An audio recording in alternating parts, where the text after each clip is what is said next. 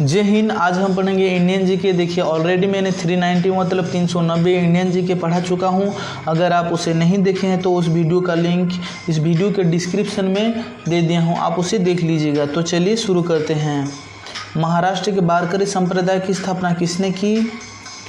महाराष्ट्र के वारकरी संप्रदाय की स्थापना किसने की?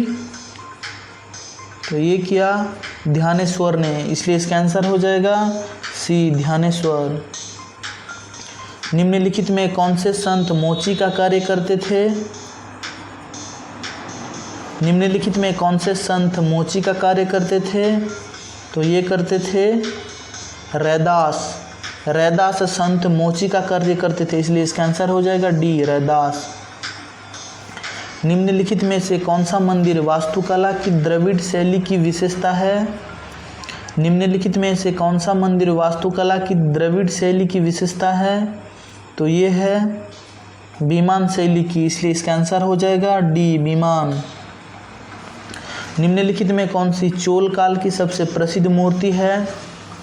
निम्नलिखित में कौन सी चोल काल की सबसे प्रसिद्ध मूर्ति है? तो ये है नटराज, इसलिए इसका आंसर हो जाएगा ए। महाबलीपुरम के पैगोडा किसके द्वारा बनवाए गए थे? महाबलीपुरम के पैगोडा किसके द्वारा बनवाए गए थे? तो ये बनवाए गए थे पल्लव वंशों के द्वारा, इसलिए इसका आंसर हो जाएगा ए, पल्लव। पाली भाषा में निगंठा नटपुत्र किसे कहा गया है? पाली भाषा में निगंठा नटपुत्र किसे कहा गया है? तो ये कहा गया है महावीर को, इसलिए इसका आंसर हो जाएगा ए, महावीर। निम्नलिखित में से कौन सा तमिल व्याकरणिक ग्रंथ है? निम्नलिखित में से कौन सा तमिल व्याकरणिक ग्रंथ है? तो ये है तोल्काप्पियम, तमिल व्याकरणिक ग्रंथ है, इसलिए इसका आंसर हो जाएगा सी, तोल्काप्पियम। कौन सा वेद आधा गद्य और आधा काव्य है? कौन सा वेद आधा गद्य और आधा काव्य है? तो ये यजुर्वेद आधा गद्य और आधा काव्य है, इसलिए इसका आंसर हो जाएगा यजुर्वेद, यजुर्वेद। आंसर हो जाएगा डी। कल्हण की राजतरंगिणी की रचना कौन सी शताब्दी में हुई? कल्हणी की राजतरंगिणी की रचना कौन सी शताब्दी में हुई? तो ये हुआ था 12वीं शताब्दी में, इसलिए इसका आंसर हो जाएगा सी, 12वीं। बल्लभी काल किस काल को कहा जाता है? बल्लभी काल किस काल को कहा जाता है? तो ये कहा जाता है गुप्त काल को बल्लभी काल कहा जाता है, इसलिए इसका आंसर हो जाएगा गुप्त काल। इसका आंसर हो जाएगा बी, गुप्त काल। वैदिक काल में किस यज्ञ में यज्ञ सामग्री में सूरा का प्रयोग किया जाता था? वैदिक काल में किस यज्ञ में यज्ञ सामग्री में सूरा का प्रयोग किया जाता था? तो ये किया जाता था मोत्रामणि यज्ञ में, इसलिए इसका आंसर हो जाएगा डी, मोत्रामणि यज्ञ। ऋग्वेद के अनुसार दशराज युद्ध किस नदी पर हुआ था? ऋग्वेद के अनुसार दशराज युद्ध किस नदी पर हुआ था? तो ये हुआ था परुशणी नदी पर, इसलिए इसका आंसर हो जाएगा सी, परुशणी नदी। जहांगीर ने फारस के राजा शाह अब्बास प्रथम की पेंटिंग के लिए किसे फारस भेजा? जहांगीर ने फारस के राजा शाह अब्बास प्रथम की पेंटिंग के लिए किसे फारस भेजा? तो ये भेजा था बिशन दास को, इसलिए इसका आंसर हो जाएगा बी, बिशन दास। वेदों का प्रमुख टीकाकार शयन किस साम्राज्य से जुड़ा हुआ था? वेदों का प्रमुख टीकाकार शयन किस साम्राज्य से जुड़ा हुआ था? तो ये जुड़ा हुआ था विजयनगर साम्राज्य से, इसलिए इसका आंसर हो जाएगा बी, विजयनगर साम्राज्य। निम्नलिखित में कौन सा मंदिर चोल साम्राज्य से संबंधित है? निम्नलिखित में कौन सा मंदिर चोल साम्राज्य से संबंधित है? तो ये है बृहदेश्वर मंदिर चोल साम्राज्य से संबंधित है, इसलिए इसका आंसर हो जाएगा बी, बृहदेश्वर मंदिर। निम्नलिखित में महायान बौद्ध पंथ के अनुसार कौन से भविष्य के बुद्ध है? निम्नलिखित में महायान बौद्ध पंथ के अनुसार कौन से भविष्य के बुद्ध है? तो इसका आंसर हो जाएगा मैत्रेय। इसका आंसर हो जाएगा डी, मैत्रेय।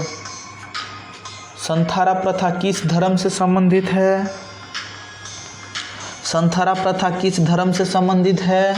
संथारा प्रथा जैन धर्म से संबंधित है, इसलिए इसका आंसर हो जाएगा डी, जैन। भारत में झंडा दिवस कब मनाया जाता है? भारत में झंडा दिवस कब मनाया जाता है? भारत में झंडा दिवस 7 दिसंबर को मनाया जाता है, इसलिए इसका आंसर हो जाएगा बी, 7 दिसंबर। राष्ट्रीय गणित दिवस कब मनाया जाता है? राष्ट्रीय गणित दिवस कब मनाया जाता है? राष्ट्रीय गणित दिवस 22 दिसंबर को मनाया जाता है, इसलिए इसका आंसर हो जाएगा ए, 22 दिसंबर। भारतीय संविधान के किस अनुच्छेद के तहत लोकसभा में अनुसूचित जातियों और जनजातियों के लिए आरक्षण दिया गया है? भारतीय संविधान के किस अनुच्छेद के तहत लोकसभा में अनुसूचित जातियों और जनजातियों के लिए आरक्षण दिया गया है? 330 अनुच्छेद के तहत, इसलिए इसका आंसर हो जाएगा ए, 330। केंद्र शासित प्रदेश लक्षद्वीप के न्यायिक क्षेत्र का कार्य कौन सा न्यायालय करता है? केंद्र शासित प्रदेश लक्षद्वीप के न्यायिक क्षेत्र का कार्य कौन सा न्यायालय करता है? तो ये करता है केरल हाई कोर्ट, इसलिए इसका आंसर हो जाएगा A, Kerala high court. Supreme court के जजों की संख्या को कौन बदल सकता है? सुप्रीम कोर्ट के जजों की संख्या को कौन बदल सकता है? सुप्रीम कोर्ट के जजों की संख्या को संसद कानून बदल सकते हैं, इसलिए इसका आंसर हो जाएगा कानून द्वारा संसद। इसका आंसर हो जाएगा ए, कानून द्वारा संसद। दिल्ली को एनसीटी राष्ट्रीय राजधानी प्रदेश संविधान के किस संशोधन से बनाया गया? दिल्ली को एनसीटी राष्ट्रीय राजधानी प्रदेश संविधान के किस संशोधन से बनाया गया? तो ये बनाया गया 69वां संशोधन, इसलिए इसका आंसर हो जाएगा बी, 69वां संशोधन।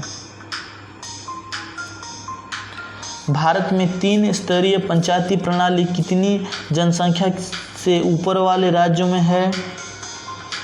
भारत में 3 स्तरीय पंचायती प्रणाली कितनी जनसंख्या से ऊपर वाले राज्य में है?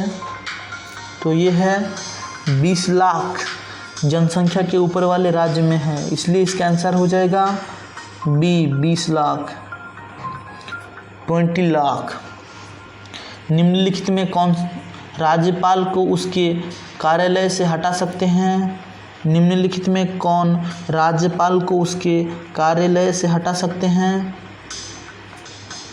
तो ये राष्ट्रपति हटा सकते हैं, इसलिए इसका आंसर हो जाएगा सी, राष्ट्रपति। भारत के संविधान के निम्नलिखित अनुसूची में से कौन सा नया राज्य बनाने के लिए संशोधित किया जाता है? भारत के संविधान के निम्नलिखित अनुसूची में से कौन सा नया राज्य बनाने के लिए संशोधित किया जाता है? तो ये किया जाता है पहली अनुसूची, इसलिए इसका आंसर हो जाएगा ए, पहली अनुसूची। उपराष्ट्रपति जो हटाने का प्रस्ताव किसमें पेश किया जाता है? उपराष्ट्रपति को इसका आंसर थोड़ा गलत हो गया है, को की जगह जो हो गया है। उपराष्ट्रपति को हटाने का प्रस्ताव किसमें पेश किया जाता है? तो ये किया जाता है केवल राज्यसभा में, इसलिए इसका आंसर हो जाएगा ए। सीमा प्रबंधन विभाग किस मंत्रालय के अंतर्गत विभाग है? सीमा प्रबंधन विभाग किस मंत्रालय के अंतर्गत विभाग है? तो ये है गृह मंत्रालय के अंतर्गत विभाग है, इसलिए इसका आंसर हो जाएगा ए। क्षेत्रफल के हिसाब से भारत की सबसे बड़ी लोकसभा कौन सी है?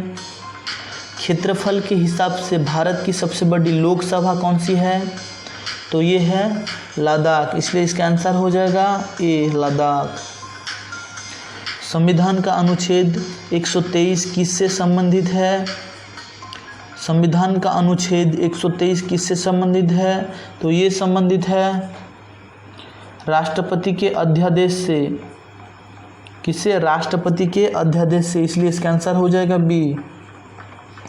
आई होप आप लोग इस सभी क्वेश्चन को समझे होंगे। मिलेंगे नेक्स्ट क्लास में, तब तक के लिए जय हिंद।